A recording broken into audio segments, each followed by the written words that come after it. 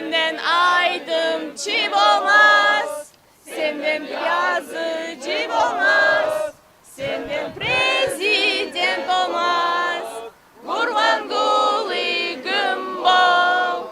Amerika'da yaşayan Türkmen aktivistleri ve migrantları Prezident Gurbanuly Berdimuhammedowyň 63 ýaşynyň dolmagynyň öňü sirasynda 28 iýunda Türkmenistanyň Washingtondaky ilçihanasynyň öňünde Türkmen hökümetiniň we Berdimuhammedowyň alyp barýan siýasatyna garşy protest çäresini geçirdiler. Onlarca demonstrant Berdimuhammedowyň dogulun uly münasibetli öz atlaryndan oňa ýürüýte sowgatlar taýýarlandyklaryny aýdyp, Türkmen ilçihanasynyň işgärleriniň hem bulary prezidente ýetirjekdiklerine umyt bildirdiler. Türkmen ilçihanasynyň gapysynyň öňünde goýulan sowgatlaryň arasynda türme tutugynyň libasyny meňzeş gara we ak çydykly egnesik we gül desteleri hem bardy.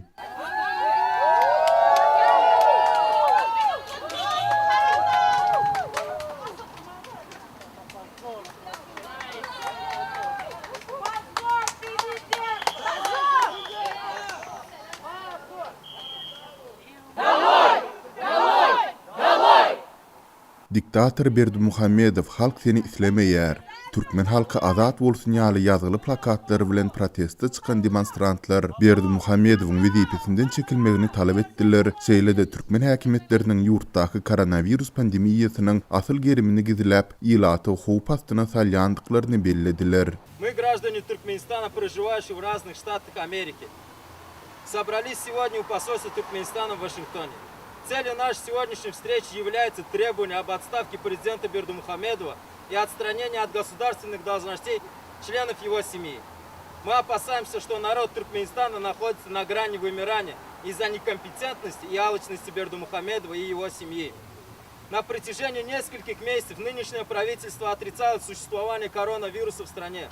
Не имеющий доступа к свободной информации народ, не подозревая, насколько печальна картина в мире и в стране, продолжает устраивать массовые праздники и собирается в больших количествах, тем самым увеличивая риск распространения вируса.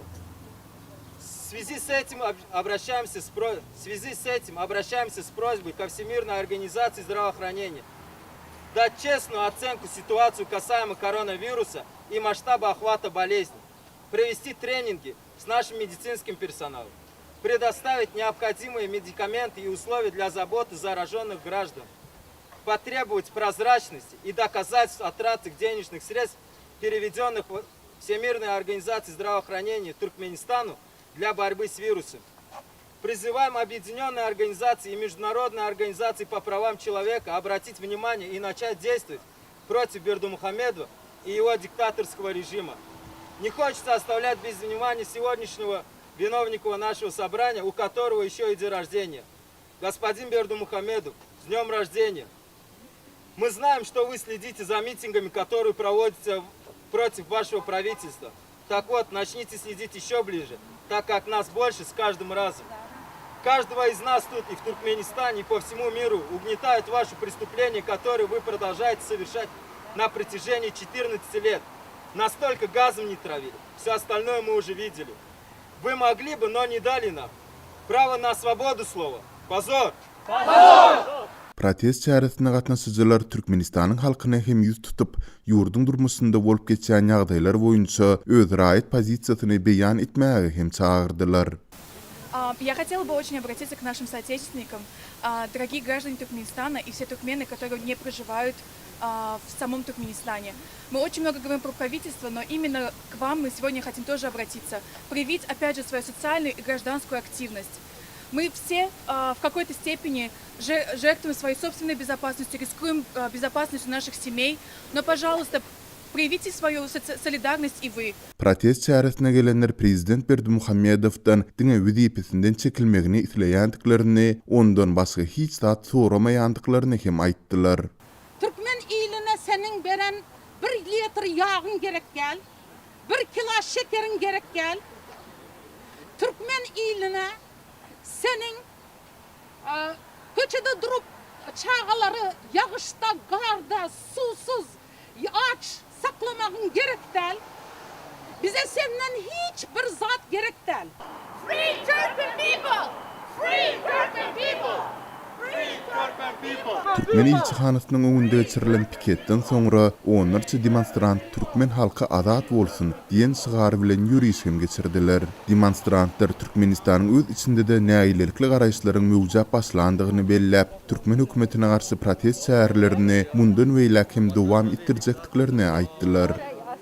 Хоть и мы находимся за пределами Туркменистана, то, что мы делаем, это работает, и мы не устанем поддерживать и мотивировать свой народ, и будем бороться до конца. И мы победим это диктаторство. Мы с вами. Protest çäresine gatnaşanlaryň arasynda Türkmen türmesinde saklanylýan raýat aktivisti Mansur Mingelowyň daýdasy Nurjan Süzer hem bardy. Ol öz çykyşynda Türkmen türmelerinde siýasy matlap bilen tutuk edilendigi bellenilýän bendiýlerin ykbalyny ünsüz çekdi. Ol Türkmenistanyň hukuk goraýjylaryň, jurnalistleriň şeýle-de öz ýegini Mansur Mingelowyň azat edilmegine çağırş etdi. Хочу обратиться к президенту Туркменистана Бердумухамедову, что наболевший вопрос. У нас десятки тысяч молодежи и на политической основе лежат все в Туркмении, в тюрьмах. И это крик души наших матерей, наших братьев, всех. Мы хотим, чтобы услышали нас, чтобы их отпустили. Они безвинные люди, просто защищали свои права своих сограждан. Поэтому я так думаю, что наш голос будет услышан. Свобода Туркменистану. Также моему племяннику Мансуру Мингелову. Я очень хочу, чтобы разобрались и наконец-то отпустили бедного активиста. Он ни в чем не виноват. Свобода Туркменистану, свобода правозащитникам, свобода журналистам. Президент Туркменистан диктатор! Свобода